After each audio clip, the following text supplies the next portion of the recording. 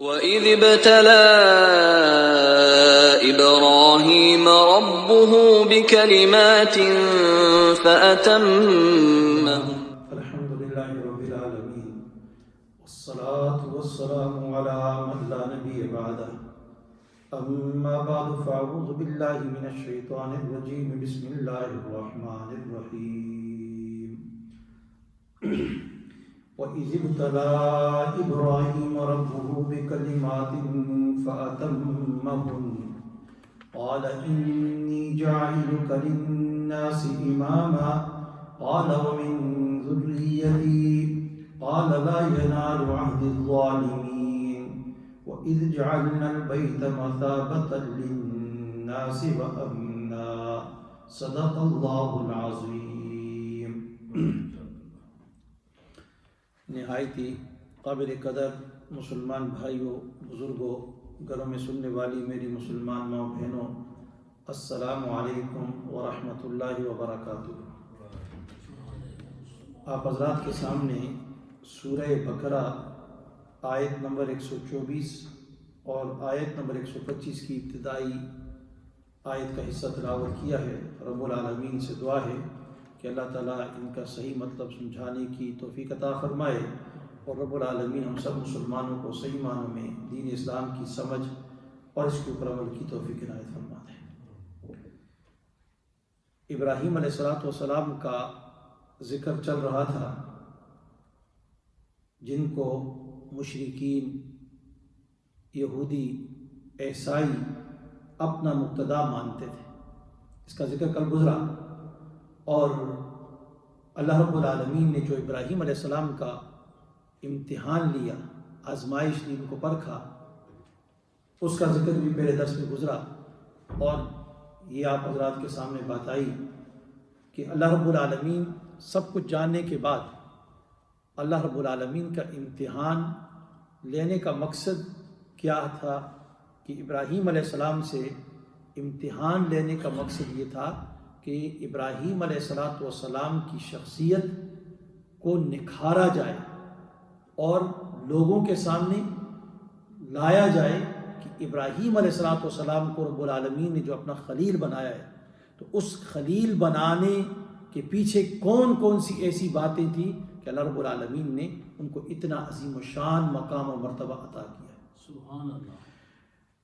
اب یہاں پر ابراہیم علیہ السلام کا امتحان لیا، تو امتحان لینے کے بعد اللہ رب العالمین نے فرمایا فَأَتَمَّهُنَّ،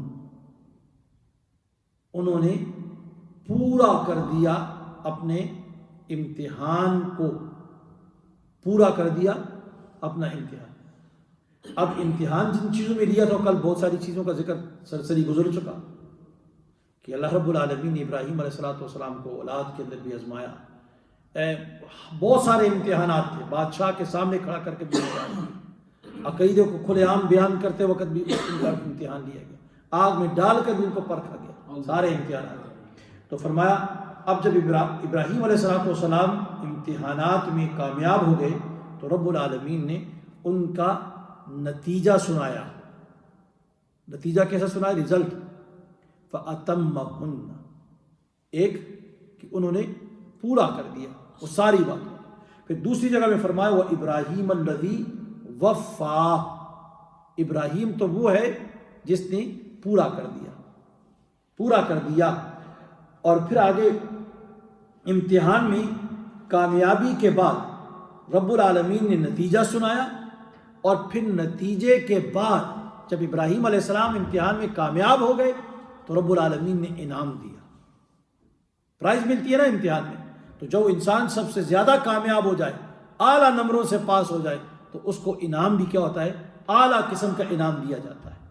تو یہاں پھر آگے ابراہیم علیہ السلام کے انعام کا ذکر اللہ تعالیٰ نے یوں کیا، قال انی جاعلک للناس اماما، یہ انعام ہے، قال انی جاعلک للناس اماما، کہ اے اللہ تعالیٰ فرماتے ہیں کہ بے شک میں نے تجھ کو کیا ہے، جاعلک بنا لیا، للناس لوگوں کے لیے، اماما پیشوا بنا دیا، امامن پیشوا بنا دیا۔ اب امامن اس سے کیا مراد ہے؟ تو مفسرین لکھتے ہیں کہ اس سے مراد پیشوا جس کے اقوال اور افعال میں اقتدا کی جاتی ہے، فرمایا کہ تمام انبیاء جو تھے وہ اپنی امتوں کے لیے کیا تھے؟ مقتدا اور پیشوا تھے، مقتدا اور پیشوا تھے. جس طرح قرآن کریم کی دوسری آیت ہے فرمایا وَجَعَلْنَا مِنْهُمْ أَئِمَّةً يَهْدُونَ کہ ہم نے ان میں سے ائمہ بنائے، پیشوا بنائے. کیا ہے؟ یادون بامرنا، جو لوگوں کو ہمارے حکم کی طرف کیا کرتے تھے؟ رہنمائی کرتے تھے، جو ہمارے حکم سے لوگوں کی کیا کرتے تھے؟ رہنمائی کرتے تھے. فرمایا یہاں پر امامت سے کیا مراد ہے؟ امامت سے کیا مراد ہے کہ اللہ تعالیٰ کہتے ہیں ہم نے آپ کو امام بنایا، امامت سے کیا مراد ہے؟ تو مفسرین فرماتے ہیں کہ اس سے مراد صاحب شریعت رسول مراد ہے، صاحب شریعت رسول مراد ہے. یعنی وہ رسول جو پہلے کسی نبی کا متبع نہ ہو، جو پہلے کسی نبی کا متبع نہ ہو، بلکہ اس کے بعد آنے والے انبیاء جو ہیں، تمام انبیاء، اس کے بعد آنے والے تمام انبیاء اس کی اتباع کریں. بعد والے جتنے بھی آئے وہ اس کی اتباع کریں. تفسیر جواہر قرآن میں ہے کہ اللہ تعالیٰ نے امتحان میں کامیاب ہونے پر اعزاز و اکرام کے طور پر آپ کو قیامت تک آنے والی نسلوں کا اصول دین اور عقائد توحید میں امام بنا دیا، امام بنایا اور پیشوا بنا دیا. اب ان سے لے کر قیامت تک جتنے بھی رسول اور انبیاء آئے آپ ان سب کے کیا بن گئے؟ امام اور مقتدا بن گئے، پیشوا بن گئے. اور جتنے نبی بھی آئے وہ سارے کے سارے ابراہیم علیہ السلام کی نسل میں سے آئے، ابراہیم علیہ السلام کی نسل میں سے آئے، انہی سے انتخاب کیا گیا ہے.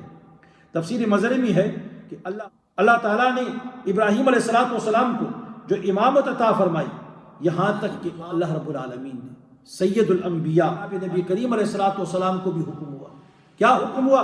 فرمایا اتبع ملت ابراہیم حنیفا.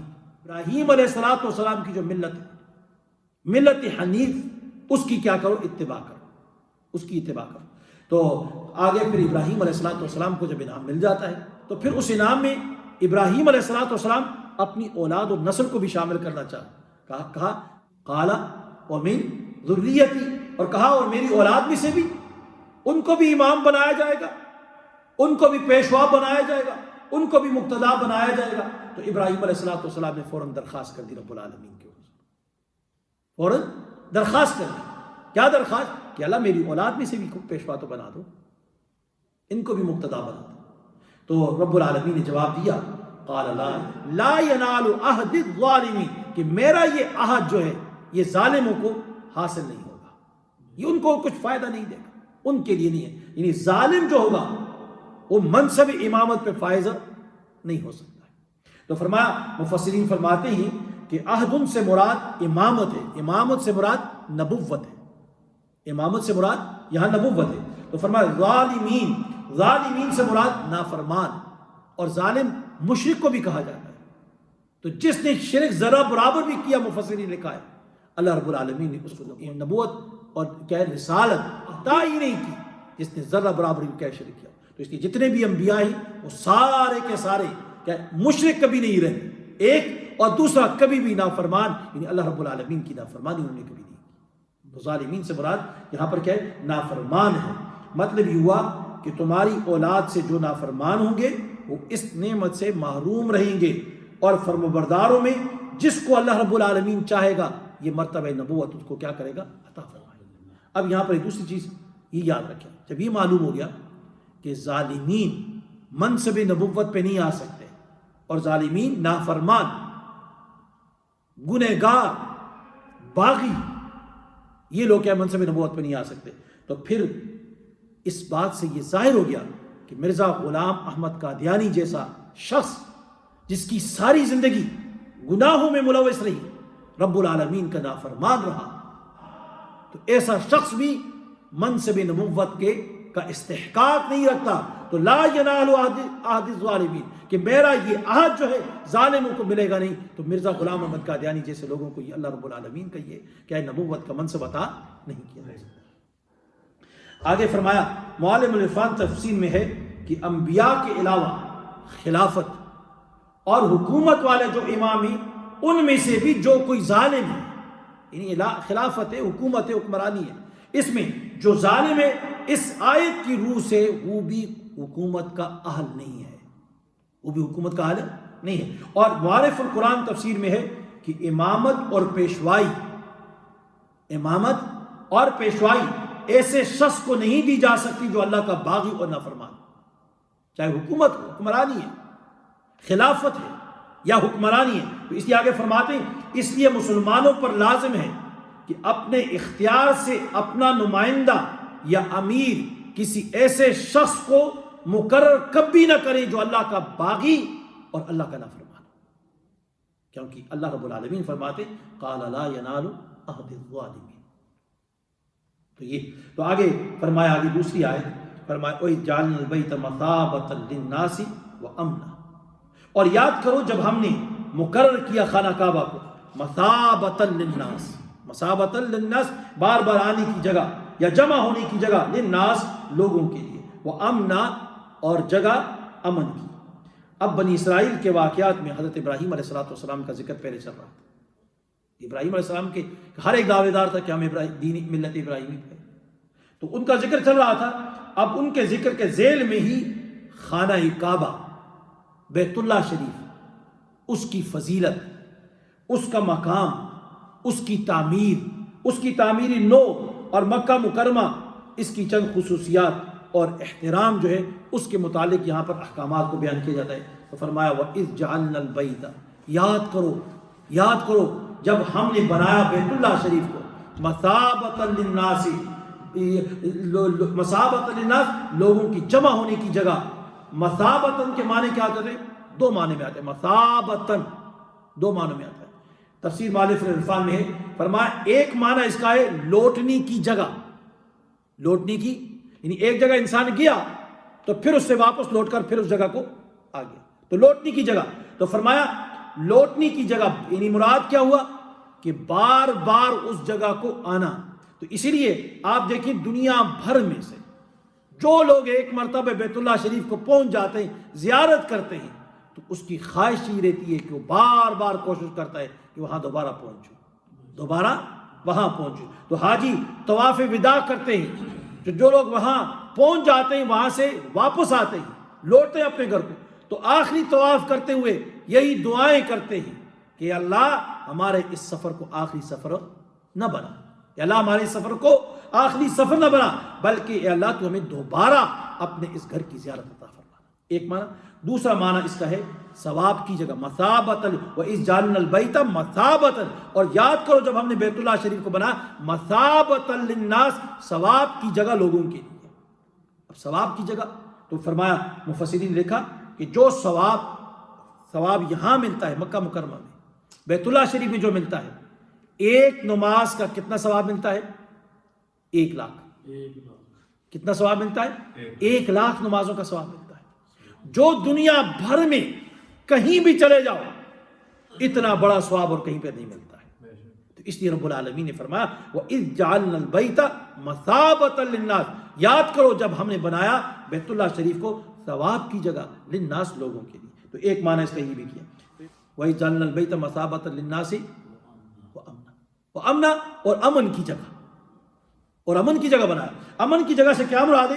فرمایا جو لوگ دور دور سے، مفسرین نے لکھا دور دور سے پوری دنیا سے چل کر آتے ہیں حرم شریف میں، اللہ رب العالمین نے ان کی حفاظت کا ذمہ لیا ہوتا ہے، ہر چیز سے محفوظ ہوتے ہیں، ہر چیز سے محفوظ ہو جاتے ہیں۔ اور یہاں دوسری ایک بات لکھی مفسرین نے، جس طرح امام بغوی رحمۃ اللہ نے لکھا کہ مشرکین کی ایذار آسانی سے مکہ والوں کو رب العالمین نے محفوظ بنا دیا تھا، کہ مشرکین مکہ باہر، مکہ جو ہے اس کی حدود سے باہر ہر آدمی کے ساتھ تعارض کرتے، لڑائی کرتے، جھگڑا کرتے، ان کو نقصان دیتے، لیکن جو ہی مکہ میں آ جاتے، داخل ہو جاتے، تو بالکل اپنے ہتھیاروں کو نیچے ڈال دیتے،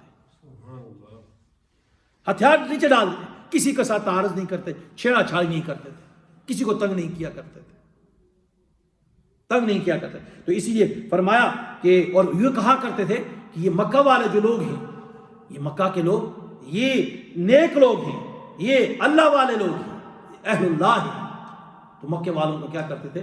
وہ احترام کیا کرتے تھے، اور باقی ساری جگہوں میں جس طرح قرآن کریم میں خود اللہ تعالیٰ ایک دوسری جگہ میں فرماتے ہیں اولم یرو انا جعلنا حرما آمنا، کہ ہم نے اس کو بنایا امن کا گہوارہ، اور فرمایا یتخطف ناس من حولہم، اس کے علاوہ اس کے باہر جو جگہ ہے مکہ کے ارد گرد، اس سے لوگ کیا کرتے ہیں، کیا لوگوں کو اٹھاتے جاتے ہیں، کیا کیا تکلیفیں ان کو دیتے ہیں، وہاں تو امن نہیں ہوتا۔ تو پھر فرمایا کہ ایک دوسرا آگے نبی اکرم صلی اللہ علیہ وسلم نے فتح مکہ کے موقع پر لوگوں کو جب خطاب کیا مکہ میں داخل ہو کر، تو فرمایا مکہ والوں سے وہاں پر فرمایا ان ھذا البلد، یہ جو شہر ہے مکہ مکرمہ، حرمہ اللہ، اس کو اللہ تعالیٰ نے حرمت کا شہر بنایا ہے۔